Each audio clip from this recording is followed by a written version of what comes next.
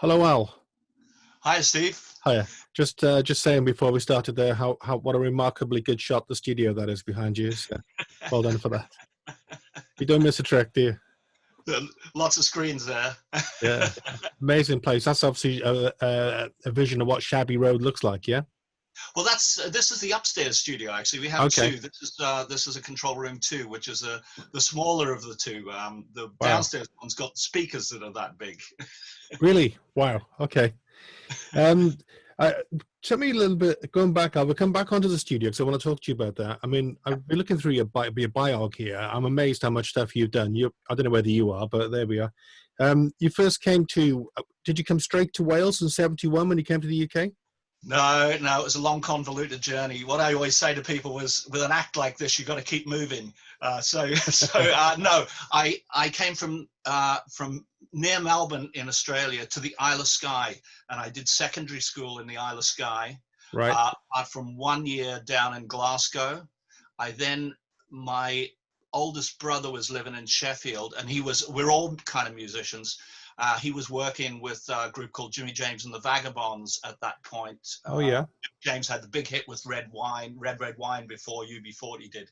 Yes. Uh, and I moved down to Sheffield with him, and the three brothers all kind of shared a house. And eventually I went from bands to bands and ended up moving to London, had a publishing deal for a little while. And a band I joined at the Hammersmith Palais got moved to Wales. And I thought, there's no way I am moving from London to Wales. And of course, I came here and I thought, there's no traffic. Everything seems just calmer. And also it did occur to me that, especially Cardiff had its own microcosm. It had its own TV companies. It was the world within the world. So I figured I would get out the smoke, and I've been here ever since. How old were you there now when you first came to Wales? When I first came to Wales, I guess in around 30, Oh, yeah, right. something like that. Okay. Okay. And you'd already done a fair amount before you came to Wales. So Yeah. you were ready to go, ready to hit the ground running when you hit Well, Wales. I would love to say that, but I think actually, looking back at what I was thinking and doing when I was 30, I think I knew nothing when I was 30. But maybe I look back in another 20 years and think I know nothing now. Well, I mean, as I say, we'll work our way through this bio. There's so much stuff here. Tell me about, you mentioned Johnny and the Hurricanes, Del Shannon, tell me a bit about that. Yeah, I was working, my first band that I was with, and we formed them when I was about 16. We were called Teddy Bear, and we were a rock and roll band. So I got familiar with a lot of the rock and roll stuff. I wasn't really into rock and roll, but I just got familiar with a lot of the tunes. Mm-hmm. And so some of these visiting acts would come across from America, and rather than bringing a band, it was much cheaper to get a pickup band. And we became one of the bands because we were quick on the update and we knew a lot of the songs. We became one of the bands who would back those people.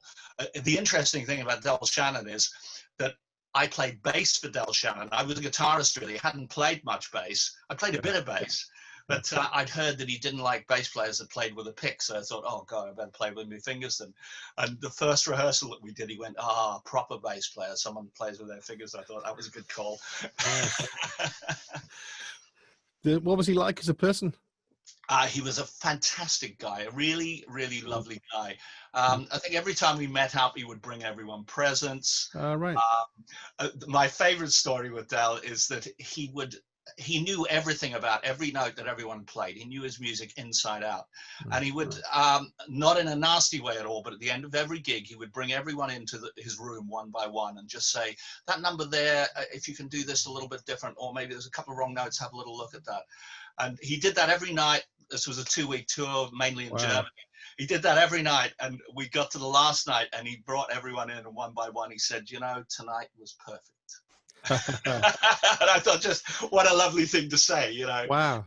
I wouldn't have thought that's that common, is it? No. Particularly with like a dep band sort of thing, to do that.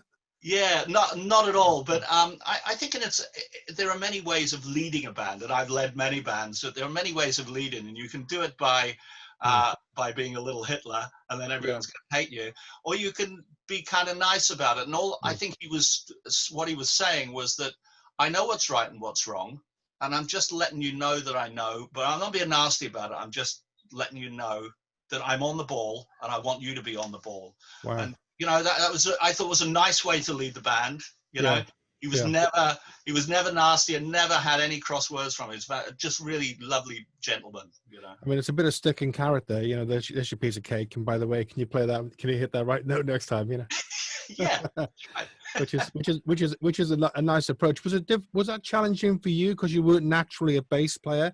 Was he saying things that made you stretch what you played a bit, maybe? No, it wasn't really, because most of the songs were 3-chord tricks. They're great songs, you know. Think of songs like "Runaway." Runaway, You know, yeah, of course, yeah, what a song. Nothing hard about them, but not really being a bass player, it was actually tough on my fingers, so that I'd get to the end of the gig every night and go, that's chilblains, whatever. Yeah. And it would recover enough to do the next gig, and then it'd be hurting again. It was more the physical issue with it, you know. And you when you were playing with your brothers, did you say, as well, a lot of the times? Not, but I have been in various bands with my brothers, but I think was there at one point? I'm trying to think if there's one point. There's hardly ever been a point that we've all played together, other than when we were kids in Australia. But I think over here, I've worked with both brothers under various guises. I think the only time, or the most recent time, the three of us worked together is about 15 years ago. My oldest brother married an ex-Supreme, you know, stop. Oh, yeah. Of love. And so they toured with the Supremes group, so toured the world. And at one point, I was writing all of the orchestrations for the band, and we were doing a tour of Australia. And I said to my middle brother, "Do you know, it'd be great if you came across and played keyboards on the tour. It'd be a blast, and we could go visit our relations and all that." Yeah. And so he was going, "Oh, I don't know if I'm good enough." But he was the one guy that he went through all the music that I'd written and pointed out all the little wrong notes that I'd written. Nobody else had pointed it out. So we did that tour of Australia together as the three of us back in, and that was, you know, great fun to do. But it's kind of rare that we all work together. You know, I worked with my older brother quite a lot, and then I was in another band with my middle brother at various periods, you know. How did you it's kind of interesting. I mean, let me put it a different way. What do you see yourself as? Because as far as I can see, you're an arranger, composer, multi-instrumentalist, a writer. I know we'll come on to it. You're also known as the Prof, which we'll come back to later. So what do you see yourself as? You know, are you just, what do you do? Okay, well, I think if I did one thing, I'd get really bored. I love doing all the different things, all the different elements, because essentially every day is a different day. I might be working on a different technique. I would say at the studio, my main job is kind of, as well as engineer, I'm always pretty hands-on with production. So if someone comes in and they go, "I've got an idea here," I'll go, "Okay, how about we do this and we do that? And what do you think of that? And should we go here?" And, you know, I'll try and shape it, and then I'll try and bring whatever I can to it and make it into a unique project. And a lot of the time, it's not me putting my stamp on it. It's trying to get them to put their stamp on it, of asking them the questions of, where do you want to go with it? Well, how do you do this? So that's my main thing in the studio. And then, of course, because I play a few instruments, I just pick up instruments and play it. If I think, oh, this could do with a guitar here, should we put this on it? And rather than going, how about a kind of guitar like this? You know, it's like I can go, I'll just show you. How about this kind of guitar? Or how about this kind of keyboard? Or how about this kind of sound? With gigging, you know, generally I would say I'm a guitarist, but I do a fair few gigs on bass as well, because I'm quite comfortable on bass. Yeah. And as we'll come to the Roosevelt thing, I'm sure, in a little bit, where actually I joined Roosevelt on keyboards. The reason for that was because they already had too many bloody guitarists.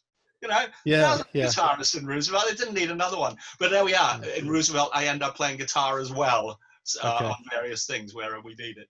Yeah, like you say, we'll come on to Roosevelt, because I know a couple of the guys. I know Pete and Paul, you know, from years back. Pete more than Paul, really, but I know them both a bit.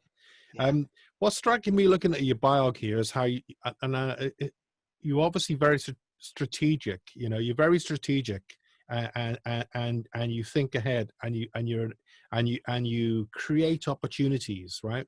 Looking at this, so you came to Wales already thinking, hey, Wales has got its own kind of media thing coming on, you know, and I can hit the ground running here. But then when you came here, then you got involved with, I guess, pretty early on, the Southern music thing, I suppose, a few years along the line from that. Did that bring you into then dealing with kind of BBC and Welsh television and connections, etc.? No, it was the other way around actually. Okay. Southern Music was London. That was Denmark Oh, Street. okay. One of the big publishers. They have all the South American catalog, all of those bossa novas and everything. They own all of those. So Southern Right. Pier had a lot of money, and they decided they wanted to break into the pop market, and so they brought this A&R team. They nicked them from EMI and brought them around the corner. And we were one of the signings. I think the whole thing wasn't successful, but taught us a lot. I was the singer from Go West was a friend of mine because I knew him. Oh yeah. I knew him. He slept on our floor in Sheffield in What's our his house name when again? we had together. Pete Cox. Yeah. Cox and Drummy. Yeah, that's right. Well, we knew him before he was famous. We both got publishing deals at the same time. They got a deal with ATV, and we got a deal with Pierre Southern. And he came across and did some demos for us. So I've got demos with him singing on it. Far better than my vocals. He's a great singer, isn't he? He's unbelievable. Really on it. Really on it. So so that happened in London. And it was one of the reasons that I left London, is that deal had come to an end. We didn't have any hits. We had a good collection of songs. But like everything else, I wish I knew then what I knew now of how to do a successful recording, really. You know? So when you did come down to Wales, and because I'm noticing here a night out with money, that must be Owen money, I guess, is it? Yeah, that was I hooked up. It was a little while later on. I hooked up with a keyboard player called Nigel Hart, and he's my co-owner of the studio. We built it together 20 years ago. Room by room, and gradually expanded on things. And so I've been involved with Nige in many projects, and a lot of the TV things were more his projects than they were mine. But exactly like we run the studio, someone will take a project and take ownership of it, and the other person works for them. So Nige often works for me, and he will just say, what do you want me to do at this point? What's the plan? And he always put in ideas. And likewise, he was doing these TV shows, and everyone else in the band was putting in ideas. And it was never, because I worked with lots of different bands on TV as a freelance, but this band was like special because nobody would know, although Nige was the boss, his say was final. Everyone was willing to come in with ideas and go, how about this and how about that? And so it felt much more like, a real unit, working together. Is Nigel by any chance, he's not related to Ruth Hart, is he? No, don't. Okay. So certainly not an intermediate family. Okay, because there was a musician called Ruth Hart years ago in Wales. I wondered maybe there was a connection. So were you therefore with these shows? I mean, there's a whole list of them here. People like Peter Karrie, of course, Sian Cothi, who's now cropped up as a radio presenter with Radio Wales, and Owen Money. It's that gang. It's that Welsh gang, and this Australian guy is right in the middle of it. Well, I kind of managed to circumvent the thing of, why don't you speak Welsh? Because I could go, because I'm Australian. And I go, all right, that's fair enough. Then. Good answer. Whereas a lot of other people, a lot of other Welsh musicians who don't speak Welsh probably found it a bit harder to break into that group. So I kind of, I just skipped over the boundaries with that one. Really, I was lucky. I'm using my Australianism to open more doors. It probably genuinely did, though, Al. It was probably just of interest. People love your accent probably, and you're different. So that's great. Yeah. And I think in Wales the Australian thing is like some exotic place that we can only dream of. Yeah. So well, I'm lucky that people mainly don't hate Australians. No, not that I'm aware of. Only in a sporting context that I'm aware of. Indeed, yeah. That's another story. You still have connections with a lot of those people, I suppose. Though, do you? Yeah. Yes. I'm still working with most of those people. I work with Owen every now and then. I did an album with Peter Karrie. Sian Cothi, I've done her TV shows, as well as we did a studio project where they had a display down in Cardiff Bay, down in the Millennium Centre, where you could push buttons and you would get different notes. Oh yeah. And they had a male and a female section. The male section was Steve Balsamo, who did Jesus Christ Superstar, but fantastic writer in his own right. So he was a male singer, and Sian Cothi was a female singer. And I had the horrible job of getting to sing a note. I'd play him a note, and I go, there we go. Now you've got to sing yours. And my job was to sit there and go, slightly flat, slightly sharp, too much vibrato. And it was every note. And both of them said, this is the hardest thing I've ever done in my life. Wow. Because you ask a singer to take personality out of their voice and just sing a straight note. I mean, it's probably good practice for them, but other than that, probably didn't teach them very much. Wow. Yeah, that sounds nightmarish. I wouldn't fancy that task. I did a thing once years ago where some trying to think who it was now. It's quite a famous producer. I can't remember his name now, but I should remember it. Tony Uttoria, I think it was. So Tony Uttoria asked me to play the part of a one of these sat nav things for some German car manufacturer, you know. But just to actually get the words right, you know, say the word "and." No, don't say "and" like that. You know, to do that musically, blimey, you know, that's a bit crazy. Well, I suppose you have to think of how the word "and" is going to be used in the 10 different contexts that it could be. So you have to do it without inflection, because otherwise you get those Australianisms where all the sentences go up at the end. You know. Yeah. It's way more difficult than as you know, than people imagine. But I mean, the other thing about you, of course, because you're a multi-instrumentalist, and I'm guessing, I don't know, this is a pure guess. Was this in Australia? Maybe was it in London? Did you go to music school or something like this? Is this how you learned all your stuff? It was in Australia when we were all kids. Me and my middle brother both had piano lessons. I think I started when I was about sort of 7 or 8 or something like that. My oldest brother was a guitarist, so he had guitars around the house. And there was a funny incident where my oldest brother, bear in mind, this is the late 60s, Woodstock is happening. My oldest brother has grown his hair too long, and he's now being chucked out of school until he gets his hair cut. So my mother hits upon the idea of, okay, I'll buy you some musical equipment if you let me cut your hair. And so he said, okay, this is what I want. I want an amp, I want a guitar, I want a bass, and I want a little drum kit so that we can form a band. And that's what happened. It was touch and go, because halfway through the haircut, he came running up the house going, the deal's off, she's cut it too short.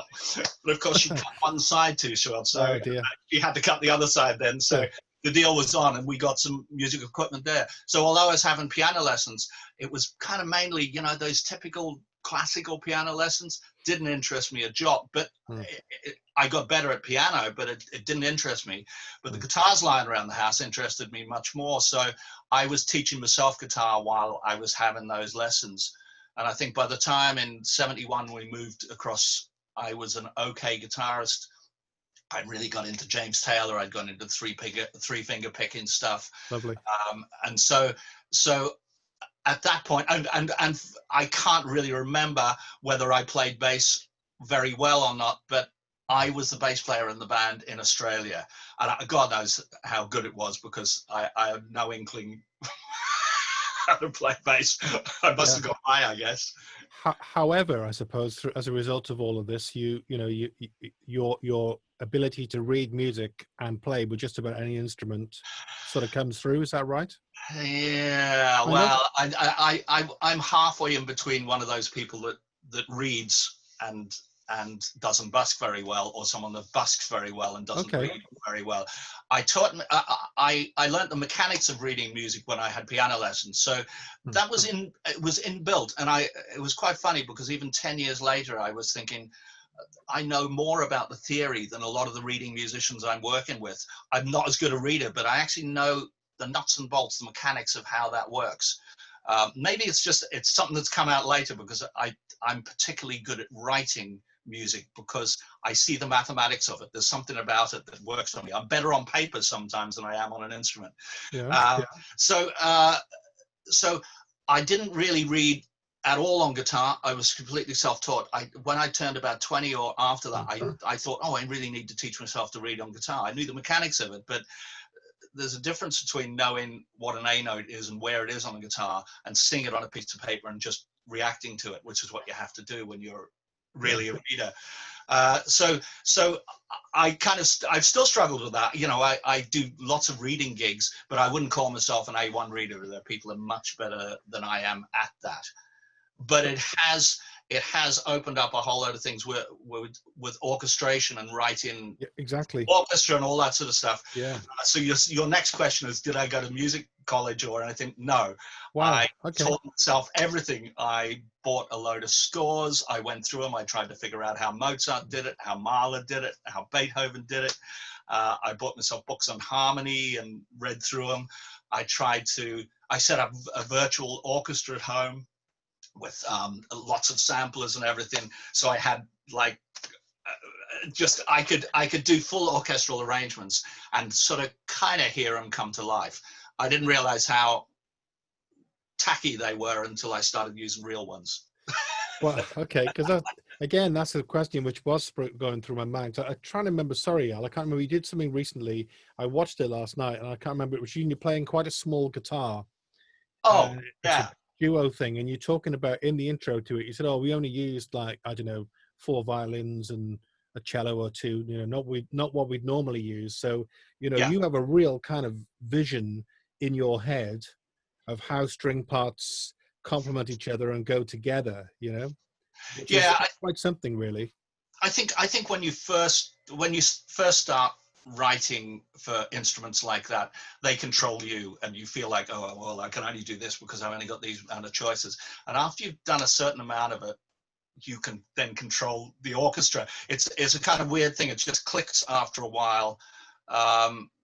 So now, well, I say now, but this has always been the case with me. If I hear a song, whether it's a song I've written or whether it's a song somebody else is doing, I kind of hear the way it should sound. And for me, it's about more filling in those blanks than it is starting with a blank canvas. Often, it's a criticism of my own songs for myself. I write too complicated because I hear the finished production when I'm writing the song. Yeah. As I'm writing the chords, I'm thinking, oh, this would work with this kind of orchestration. It actually kind of shapes some of the things that I write, knowing what it's going to sound like in the end. So it's a blessing and a curse, that is, really. Yeah, well, yeah, I suppose it is a bit of both, but I think it's more of a blessing, really, from my perspective. I think it was Takamine you were playing in that small instrument. Yeah, that's the one. Yeah. But even then, you were playing what to me appeared to be relatively kind of tricky chords. You know, the like chord shapes you were playing looked a little bit like you had to. Actually, they weren't. I think it was probably. So I'll lift this up so you can see it. I think it was probably things like that. Oh, which yeah. Is not a tricky chord shape. On a really. small guitar, maybe. It's just an E with an E sharp bass. It's the same chord that Eric Clapton uses in Tears in Heaven. Okay, yeah, that's a lovely chord. Yeah. So yeah, they sometimes, when you look at somebody else's chords, like you're stretching your fingers, you know. Yeah, but when you look at someone else's chords, you always think, oh god, that's a bit alien, and that looks hard to play. But we all get used to the way that we play, and that's the reason we choose them, is because it's easy for us. All right. Okay. Well, that's it handy that you had that to hand there. Also, then other things I wanted to talk to you about. There's so many things I wanted to talk to you about. Really, let's talk about Elvis Costello, right? So how did you get involved with Elvis Costello? And because Elvis Costello, you know, he does so many different things, and he's gone through so many different stages of being Elvis Costello. You know, the country thing and the Burt Bacharach thing and all of this. You know, so what was going on when you got involved with him, and how did you get involved in that? He actually just called the studio. I think it might have been because we were, at the time when Yellow Pages was still around, we had ads in the Yellow Pages that said up to full orchestral recording. So I think we probably just had that word orchestral there. And I think, if I'm right, I think this was the first time that he'd really gone for something that was full orchestra.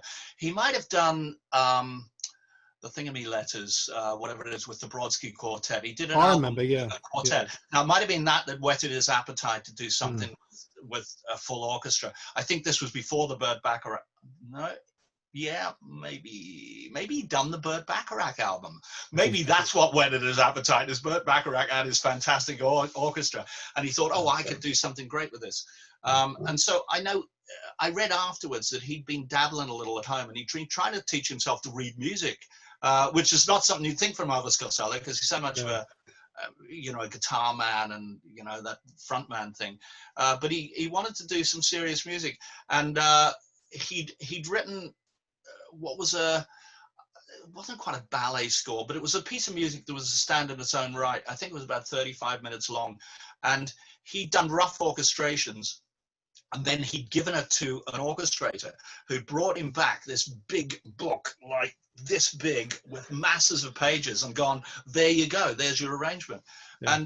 And he was justifiably nervous before going across to Italy to work with the orchestra across there at the premiere without knowing what this guy had written. So he said, I need someone to do a mock-up of all of this music with virtual orchestras, you know. So I don't want to record it with an orchestra, you know. I want to do it with a virtual orchestra just so I can hear what it sounds like. Oh yeah. And it was a massive job. I mean, just a massive job, because it was all handwritten. It was before digital music really came into being, and you're trying to decipher what this guy's written. Now, a proper copyist would look at it and go, oh, yes, of course he's done that and he's done that, and they just kind of write it out. Whereas we're looking at it going, what does that mean? What's this? You know, we're looking up the orchestral terms. At this point, this is probably slightly before I'd really got into proper orchestration. So, so it was just putting together piece by piece and looking at his tempo markings and trying to make sense of this whole piece of music that was 40 minutes long.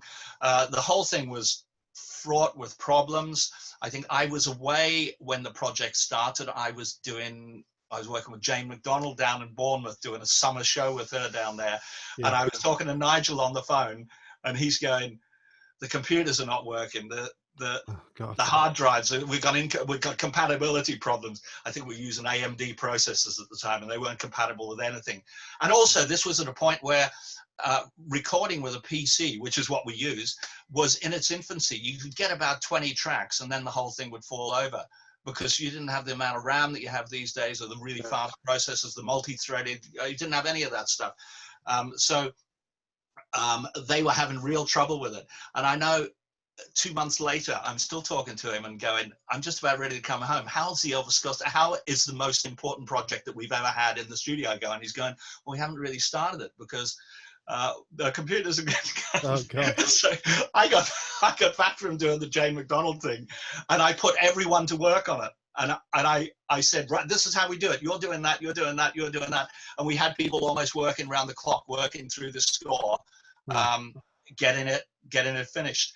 And we got it to them theoretically with a couple of days to spare, except that there was a post strike. And this is the time we were still posting, putting things through the post. And I had a call from the manager who said, there's been a post strike and Elvis hasn't got his, because he was in Ireland. He's living in Ireland. Still, of course. Yeah, that period with Kate. Yeah, he's living in Ireland. He hasn't got his, but it's all right because I got mine in London and I've flown across to Ireland to give it to him before he flies across to Italy. So it was one of those going, oh, this should have been done all a month ago, you know. Wow. How was Elvis with that? Was he pleased with the result? Yeah, I think with anything else, I would have loved to have heard more of his original, of what his mock-ups would have been. That would have given us perhaps more of a clue. I felt sometimes we were working quite blind on it, so I think it was useful for him. But there was probably certain points where he got, oh my God, that all sounds terrible. Probably because there's got to be the odd mistake in here and there. It wasn't a really melodic piece. It was quite angular, you know. It was a lot of discordant stuff. So sometimes it's hard to know whether that was his intention or whether it was a typo. Yeah. This was Il Sogno. I don't know what Il Sogno means. That's right. And I recently bought it and listened to it.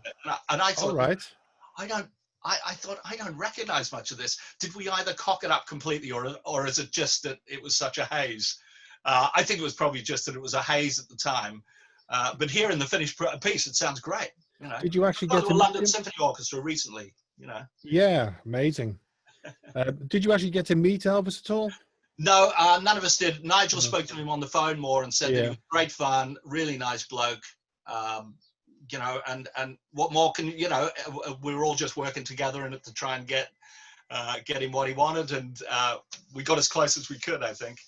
Because he has a reputation that that he can be a little, outspoken, a little cranky. Yeah, I think, well, like all great artists, they're all outspoken, aren't they? But I think his own words, they said, are you really an angry man, or you just misunderstood? And he said, no, I think I just misunderstood. Well, he was nice as pie, got to say. Yeah. He has a connection with Wales as well. I think his manager lives down by the Gower in West Wales. That's right. Well, that Yeah. was, and that was the manager that we were dealing with, but she was in Right. London at the time. Okay. So that's where the tape was going. Yes, but still his manager, I believe. Yeah. Beautiful little place, just along by Rossilly, on the Gower. And again, I'm just whizzing through some of this. I noticed you work with Paul Weston. I've come across Paul Weston over the years. Is Paul still about, still doing stuff, or no? Paul died about 7 or 8 years ago. I had a feeling he might have. Sorry to ask. Yeah. Okay. No, I did lots and lots of work with Paul. In his later, he had a whole early career where it was all really pop, and then he came back and he started to do some real big orchestral things. He was great at connecting with people, so he was connecting with people in America. We're having commissions. We even had a girl that flew across to do 3 or 4 tracks of his in the studio. Again, it was full orchestral recordings. She flew across from America to record with us. But other people were sending their vocals in from America, and we were all, doing the orchestrations from there. And the compositional stuff he was doing was just fantastic in the last years. His early stuff was brilliant as well, but Paul and I worked very closely together on all of his later material. And he would come and he'd go, I've got this, you'll love this. It's like the end of Mahler's 8th Symphony, that's the way I see it. It needs to be that big, which is, to me, that's great. That's exactly what I want to hear is, I want it to be really big. I think I remember him more as a singer-guitarist, but that probably was going back quite a long Well, while. he still wrote his songs, he'd write his songs on a guitar, but he, like me, he would have a vision of how that would sound. Yeah. Yeah.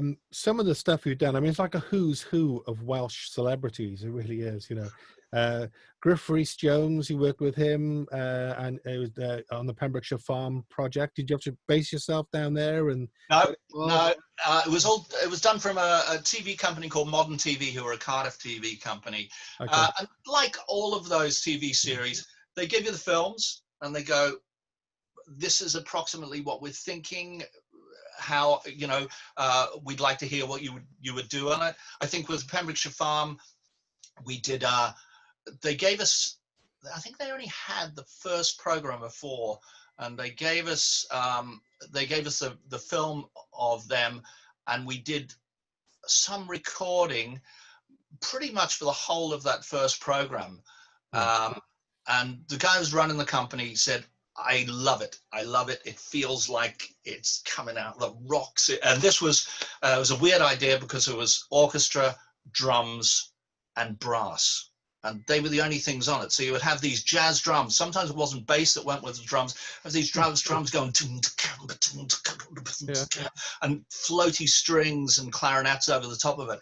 All felt really otherworldly. And then it all dissipated. And they came back to us about a year later and said, we've had real trouble with this. Griff wasn't happy with the pace of the program, so we rethought the music altogether. So can you now do a soundtrack that's more blues with slide guitar? So like, but it's what we did. Nigel and I more or less did it in the control room, sat there with mics and, me with a slide guitar and him with the piano. And we put then a whole blues-based score to it, which worked very well because it was about rebuilding a house in Pembrokeshire, and it was about all the things that could possibly go wrong with building that house in Pembrokeshire. And the blues idea worked very well with it because the floor had come up, the walls weren't working, they couldn't get the slates, So, and I think for every one of those 4 programs, I wrote a little blues song. I wrote a song about the slates, which went, these slates, no mates of mine. Just silly ideas that would kind of, as if it was going through an old gramophone, this scratchy blues voice going on there. So great fun to do, really, really good fun. And Griff Reese liked that, did he? He was happy with that. Yes, that went really well. Okay. Yeah. Talking to comedic characters, Terry Jones. Terry Jones, again, sadly, no longer with us. Relatively recently. Yes. What are your recollections of working on that? Really, really interesting. The programs were fantastic because they were like a mystery of uncovering why roads were mapped in Wales, and it was all turned out to be almost like a conspiracy theory where they were mapping out the roads in Wales in order to figure out how to get the French to come in and invade, because the king at the time wanted to bring Catholicism back. I'm not quite sure. He was brought up in France. I can't remember which king it was. It could have been Charles II. But so it was a program about that. So it was a mystery. So we got to write some really mysterious kind of sounding things. So a really interesting project. And again, lots of orchestral stuff in that one. And the way that we put a lot of those TV shows together, because you want the whole programs to hang together, is we would write a piece of music, but as Nigel and I would say, we would overwrite it. We'd write far too much in there to go in one piece of music. So we'd write lots of interesting stuff for brass, lots of interesting stuff for strings, lots of interesting stuff for woodwinds, but we would tie them up at certain tempos, and then it meant that we could pull any elements of those in as separate entities, and maybe even put different drums behind them or different things behind them. I might put wah-wah guitars behind them. So we could shift between this like 18th century music with harpsichords into disco, into things with brass and strings coming in, into kind of pure orchestral. It was quite interesting to do. We had 3 tempos we were working at and about 3 keys we were working in that we could shift between all of those. It was hard work. It was really hard work, but it was great fun to do. Yeah, I mean, the sense sounds like a kind of Rick Wakeman concept album, the way you described it. But I imagine from your point of view as a writer and a producer, you must be really excited by the challenge, and it's pure creativity, isn't it? Yeah, so creative. Yes, it is. Sometimes it's harder to see that at the beginning when you're doing a big project, because you're stuck with a computer with a screen with a lot of notes on it, and although it's going to sound brilliant in the end, the program we use, Sibelius, doesn't sound great. It sounds all right, but it doesn't sound great. So you have to imagine that no, this will sound great in the end. So I think for one of the projects that I'd done recently, that I did last year, I'd written 140,000 notes before I heard what anything sounded like. So at the beginning of it, it isn't as exciting as it is when you hear it come to life and you start to get the musicians in, and then it's primarily when you get the string players in and you start to hear them come to life. All of a sudden, it's gone. Oh, now it sounds amazing. Yeah, I'm trying to think. I think it might have been it must have been a Beatles documentary I watched once, where where they revisit the mix and then it takes certain things out. Oh my God, is that really going on? And then you hear all those parts come out. Yeah. I mean, because some of the orchestration stuff with the Beatles obviously was amazing, really.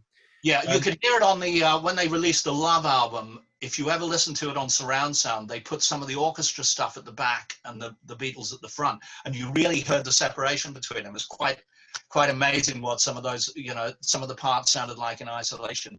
Yeah. I think George Martin, obviously, he was known as the 5th Beatle, but he played a major role in that, didn't he? Without him, there wouldn't have been any of that orchestration. And you think of I Am the Walrus without the orchestration, it would still be a great song, but it wouldn't be the same song. Maybe you're the Welsh the Australian George Martin. Welsh Australian. I've got to talk to you a little bit about Peter Karrie, because I mean, this is such a massive, phenomenal thing. Yeah. Your involvement in the Phantom. I mean, well, I've known Peter for quite a lot of years. I did a couple of shows with him way back in the early 2000s, just gigs that he was doing. with a small band with a great MD called Matthew Brind. Matthew is a Welsh guy, but he works on the X Factor, American Idol. He works on all of those shows. He's one of the guys that goes into Abbey Road and conducts the orchestra in there. And he was doing a little tour with Peter, and he got me to come along. And that's the first time I met him. And we kind of, over the years, because of his involvement with Welsh TV as well, kept working with him. That I worked with this series, Karrie Unmasked, which again was an orchestra in the studio, a fantastic band led by John Quirk. And I worked on those series. So again, our paths kept crossing. And at one point we had a record company, and we had an in to put we had put CDs into Tesco. All the Tesco in Wales, we had stands. So we'd have people like Cerys Matthews, who would say, "Can you get my CD into all your stands?" Because otherwise she'd just have one place in the charts, whereas we could put a full stand together, so she would be much more visible. So for a little while we had that deal, and I started doing an album with Peter because it was to be released under that deal. Well, in the middle of it, our two companies split and we went back to just being a studio, but I carried on, did the album with Peter, which was a real labor of love. Great, a great vocalist to work with, and great ideas. The thing that a lot of people don't know about Peter is he's a writer. He's a really good songwriter. He has good grasp on lyrics.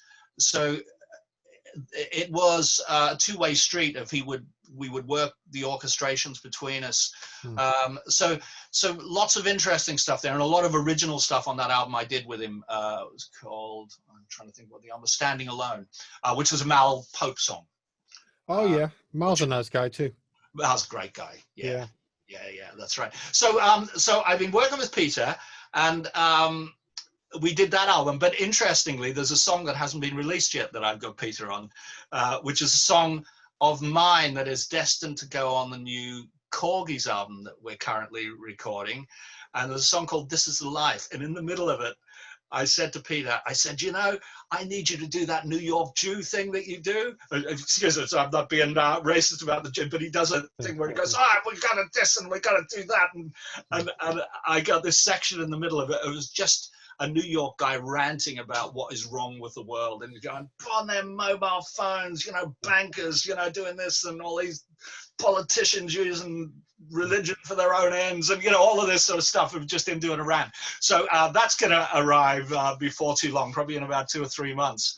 And hopefully I'll get a video of Peter to go with that, so we'll actually see him on screen in the middle of that. Do you record most, you know, I suppose you record all of this stuff for Shabby Road, do you? Most pretty well?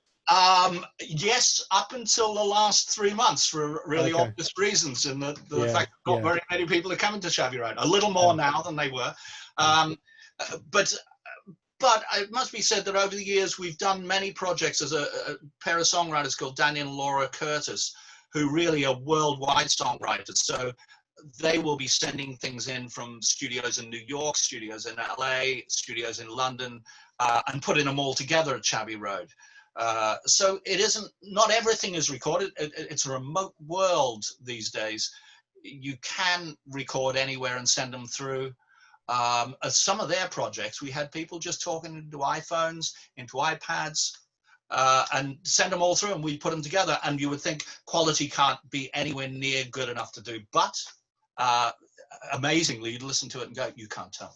So, you know, most of it is, but not all of it. But I mean, we kind of skipped past a minor song, but just to say with a minor song, because it's just so much stuff, really. I mean, I kind of, Alan Jones is in here, Johan Griffith, Paul Potts, Michael Sheen, Pino, of course, Joe Kazagi, Richard Burton, you know, blimey, you know. Yeah, and to get Richard Burton on it was like, what, you know, I couldn't believe. And I mean, Dan and Laura have just done so many things. I mean, one of the things they did 2 years ago had Paul McCartney. Paul McCartney did a thing where he went, thank you, sent us through a video of it. It was like, today's the day Paul McCartney sending this thing through. It's like, not every day you can say that, is it? Was it 60 years of the Beatles? Was it yesterday, 60 years of the Beatles, or this week? I think it is. Yeah, I think it is. I think that's right. I mean, yeah, there's nobody really, there's no bigger name really in No, music, is there, than Paul no, McCartney? no. You And know, especially with a name like Shabby tick, Road, you know, it's tick him like off, you know, yeah, on Shabby Road, yeah. Paul McCartney finally comes to Shabby Road. That's fantastic. With the Daniel and Laura Curtis thing, of course, you ended up the London Palladium, and you know, Yeah. going on to huge kind of, stages, really. Yeah, well, that London Palladium gig was a kind of it was actually with them. It was a little gig at the Albert Hall, at a smaller venue in the Albert Hall, and in there I met someone called David Stanley who runs Southend Mencap, or he's one of the guys that's the movers behind that. And since then, he's formed a company called Music Man Project, which gets anyone with any learning disabilities to do music. And the power of music is just amazing. If you see these guys, you wouldn't believe that they can do what they do.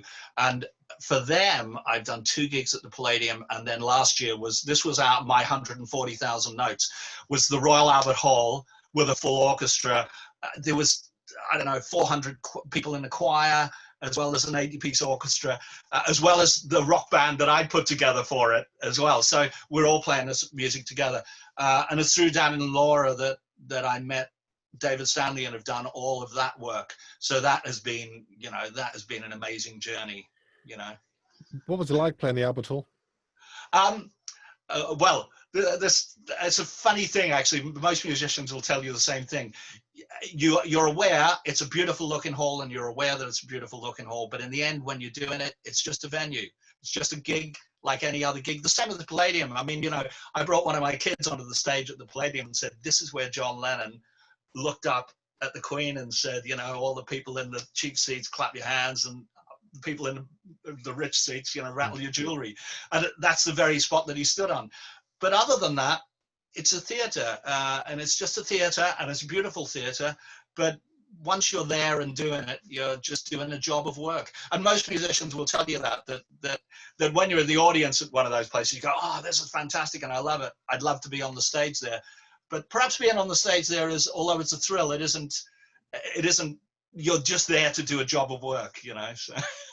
I would have had to take my camera on stage with me as well, get some shots of the audience from the stage perspective. I did do that. Well, I did do that. We did that while the gig was on. Yeah. I mean, David's cool with it. David, he was there in his tux and all of that sort of stuff, but he would have happily got his camera out and gone, I just want to take a selfie here, It's not every day, is it? It's not every day you play there.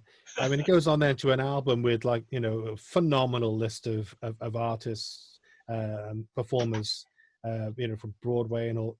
Unbelievable, really. Yeah. I mean, it's one of the longest, most detailed biogs I've ever seen. Actually, we should, we can't, however, not talk about the Korgis. So. Yeah. James Warren, what's your connection? It goes back a long way. Does it, your connection with James Warren? In the 90s, I released an album called This World's for Everyone, and they were doing a few dates for it. And their founder member, Andy Davis, who is also a mate of mine now, he said, no one's going to come. We haven't done any publicity for it. It's a waste of time. I'm not doing it. And so the bass player that they were working with a wee bit at the time, even though James Warren is actually a bass player, they had another bass player in, and James was playing more acoustic guitar. He was a friend of mine, and he said, get Al Steele in to do it. He'll do it. He'll do a good job. And so we did a few dates with him, and I kept in touch with. Wasn't at the time that we really hit it off or anything like that. We weren't doing any writing together or anything like that. It was just, I thought, this is a great band, and they had some great songs, really good. And I kind of kept in touch for a little while, and then he popped up on a music site. It was a name songwriter wants people to write with. And I contacted him through his management, and he went, Al, I haven't spoken to you for ages. Why don't I come across the Shabby Road and we'll have a good catch up? And he did, and we had a chat about it. And I said, if you fancy writing some songs, I said, we don't want to just write love songs for no particular reason. Why don't we write songs for a particular market in mind? And by strange coincidence, he'd been doing an album with exactly the same idea that he'd been going, I find it hard to get interest in the Korgis. If I write a collection of songs that perhaps other people could record, then maybe, you know, I'll have another big hit, you know, as all songwriters do. You know, they're always looking for what can we do now. And so we wrote a couple of songs together. Some of those haven't really surfaced very much yet, but at the same time, he was also a founder member of Stackridge, and Stackridge had been touring. Oh, was he? Yeah. Okay. Him and Andy Davis, who were the two main people in the Korgis, were both founder members of Stackridge. Didn't know that. They formed the Korgis to make something that might have hits, as opposed to Stackridge, which would never. I love Stackridge, though. I mean, I love some of the Stackridge stuff. Yeah, fantastic. And third album produced by George Martin, so we've got this kind of Beatles connection everywhere. And that's my connection with James as well, as we both love classic songs, and he is a classic songwriter. You know, the stuff he writes all the way through. I mean, we have people who come to the gigs and say, I didn't know most of the songs, but it didn't matter because they were just so instant. You get them straight away. So he just finished touring with Stackridge. Stackridge are no more, will never tour again. They've decided to hang up their hats with that. And he said, the record company have asked me to do a couple of promotional dates. Shall you and I do it with some backing tracks? And I went, I think my words were, would that be better than with a band? And he went, no, not really. It wouldn't work. Yeah. And so we formed a band. It was originally we called it James Warren and Friends.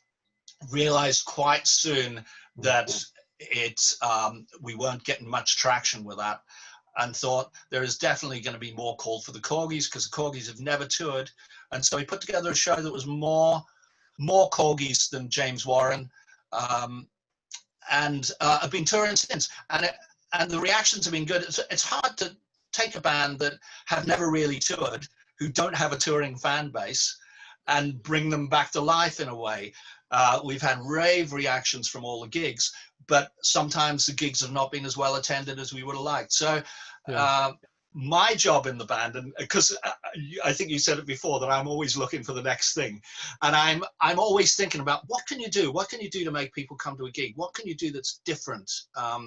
What can you do with staging that is different, that makes people go, oh, I love that, that was really interesting.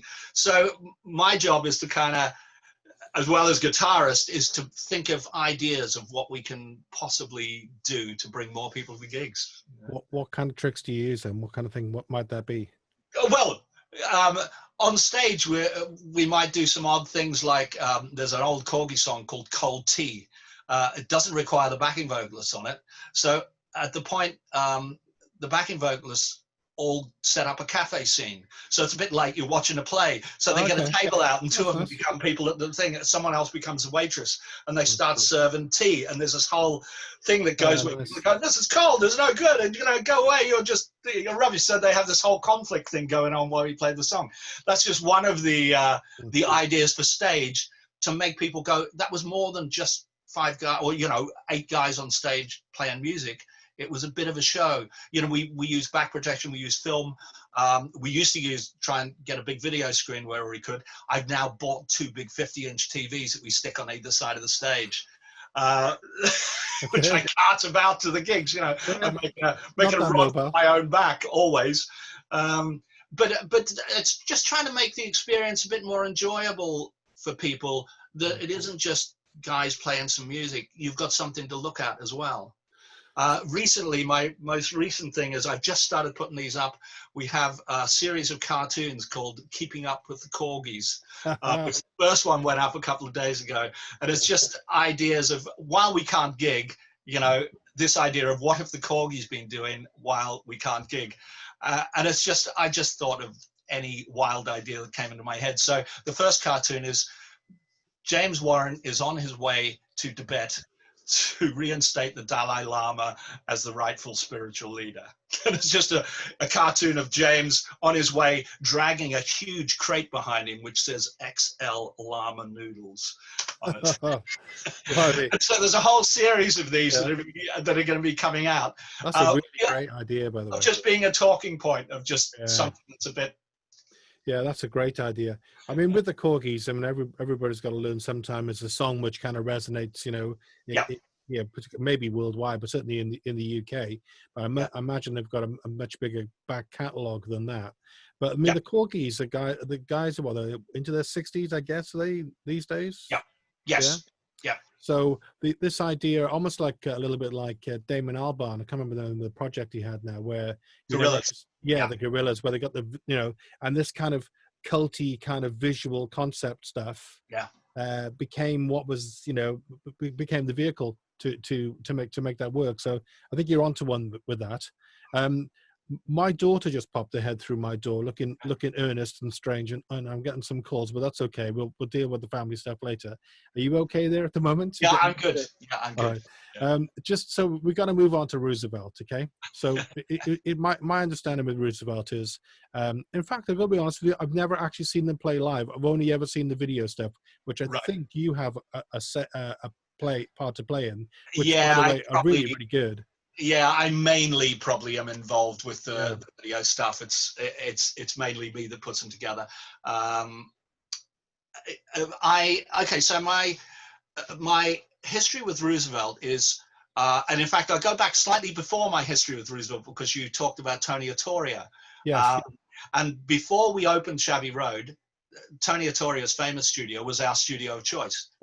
So we knew him quite well, and we got on very well with Tony. That's where I did the Talk on the Tower, I think. Yeah, and Roosevelt did their first album with Tony. So I got a call. They wanted to do their second album. They did their second album with me. And it was a really interesting experience. But of course, we had Tony that we were talking about. We had that in common. And so we were talking about how they'd done that album and what they wanted to do different with this album. This is a weird thing, is Roosevelt is such a great live band that they came in, and in a day and a half, they put down 14 tracks. The 14 tracks sounded amazing. They sounded really good.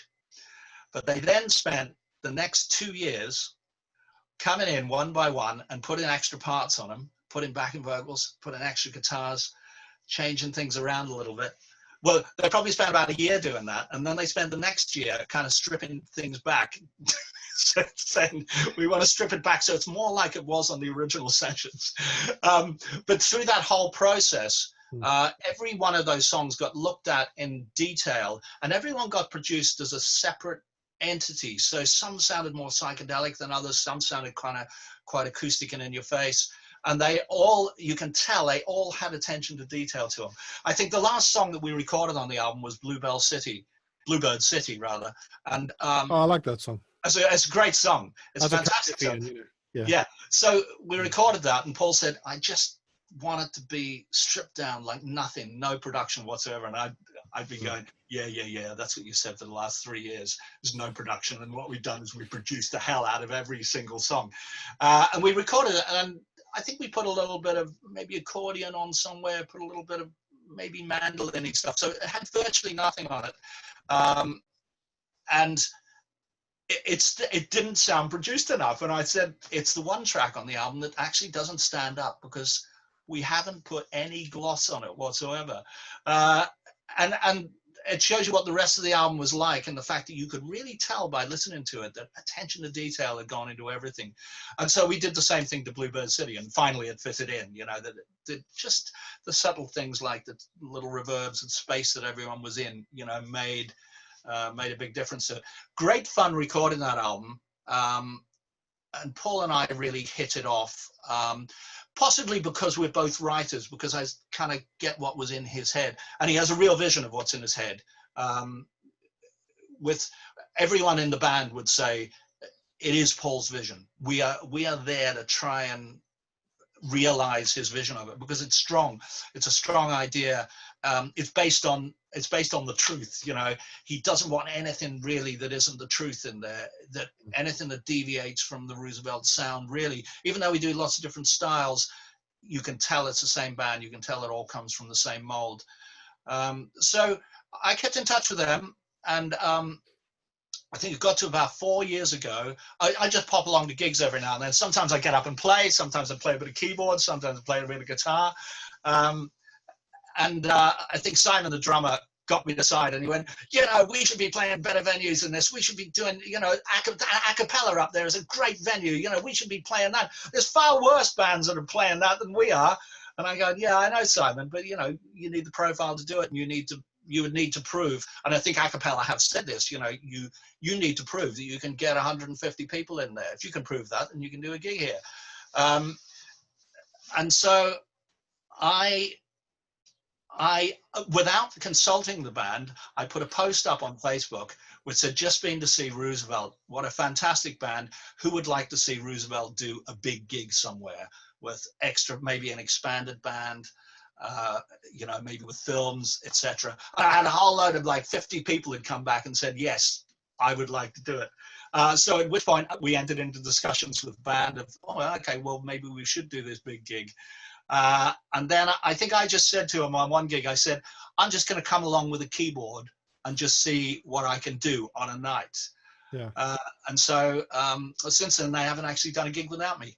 that was about 3 years ago.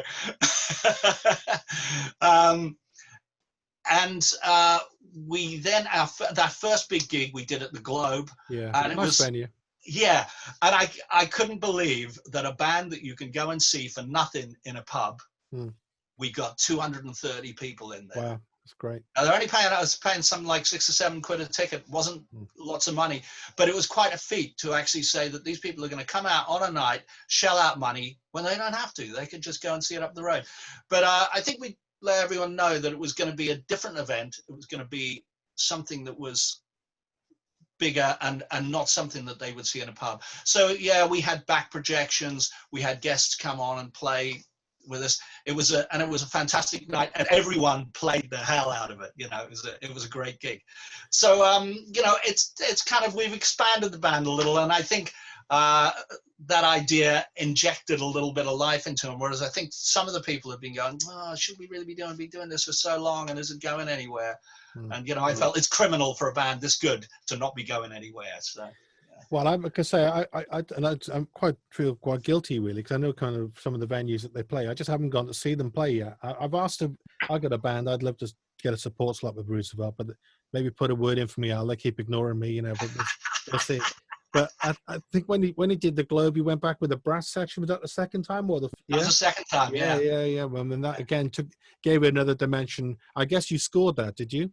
Yeah, I did. It was a funny experience because we were rehearsing upstairs at Shabby Road. We have a big room where it's big enough to we just all do in the round. In fact, we're recording a new album at the moment. We're doing it exactly that way. Everyone looking at each other all in the same place.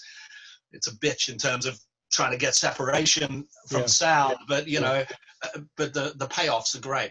And so we were upstairs doing a rehearsal, and we talked about brass in it, and I just written brass arrangements. I said, we're not going to be able to rehearse with the brass loads, unless we pay them. I said, but they'll come along for one rehearsal. And so we just stuck the dots in front of them and played. And I think Pete said, my jaw hit the floor when I heard what Roosevelt sounded like with brass. Yeah. He said, I just couldn't believe it. And everyone kind of said the same thing. Now, it wasn't a surprise to me because I knew what it would sound like. It was a bit like, taking the E Street Band up to that big sound, Roosevelt had always kind of had that American sound. It's really just, yes, the writing for it can be quite logical. You can just go, okay, well, here it needs to go louder. Here you're going to have brass hit in, and here they can do something different. Here we can have a solo. So I got it right. I got the writing right on that because everyone went, oh my God, that just sounded so amazing. And of course, that was the first time they'd never heard it. And all of a sudden, bang, there it was. I heard it all at once. Yeah, wow. That's right. And of course, the brass guys just played it straight off flawlessly, Yeah, of course, because they're just reading it. But you got to write it. You got to write it for them to read it. You know what I mean? Yeah, but I picked the right guys as well. Especially the sax player is an old mate of mine called Sean McBride from Bristol, and I knew he would add the Clarence Clements touch to it, and he did exactly that. At one point in the gig, he went and leaned across on Paul's shoulder like that, and kind of play. And Paul went, "Oh, God, he did that Clarence Clements thing." So with a lot of gigs, it's about picking the right people for them. I knew these guys would be really good for the gig and would get into the spirit of it. Because I mean, when I listen to Roosevelt, I personally hear a lot of Tom Petty in there, you know, Yes. in the songwriting. I'm desperately trying to think of, because you mentioned the Springsteen's band a couple of times there. What's the name of the guitarist of Springsteen for years? What was the famous guy he played with for years? Well, there's two. There's a guy called Steve Van Zandt, who is one of Springsteen's oldest mates, who's always been in the band. But it's Niels Lofgren. You're probably thinking Niels of. Lofgren. Yeah. So in my band, my guitarist, he's a great guitarist, by the way. He hears Niels Lofgren. I hear Tom Petty because I'm a singer and a songwriter, you know. But they're both kind of there. Influences. They're both influences, I would say. And Springsteen is a big influence as well. You hear a song like Heaven's Gate, you know, it could be Springsteen. I think when I first heard Heaven's Gate, I said to Paul, I said, who wrote that? You know, I said, is that an old, like, is that a Forgotten Stones song or something like that? And he went, no, it's mine, you know, it's one of mine. But that to me, when I listen to it now and the way that we've done it, it sounds like it could be Springsteen. It's not Springsteen's voice, because Paul's got his own identifiable sound, which is a funny mixture between kind of Tom Petty, Bob Dylan, and himself. You know, it's that's a good analogy. Yeah. Very talented guy though, and I mean, like I say, I don't know the other guys in the band. Pete's such a lovely guy. Yeah, so enthusiastic and just wants to make music and enjoy his life. That's pretty well what he does, and spend time with his family. You know, that's Pete really in a nutshell, isn't it? Yeah, that's right. Well, no wonder he's a happy individual. He's doing exactly what he wants to do, you know. Exactly, and buying nice guitars as well. There's American guitars. Oh, you're having them built for him, yeah. Yeah, incredible. I mean, you love the Roosevelt thing, and I think that's really nice because, you know, Roosevelt are a very, very good band. The likelihood is maybe they'll never get signed. Maybe they'll never move on to the next stage. But that's the way we are these days. That's the world we live in. Doesn't stop them being a great band. You know, it's there, isn't it?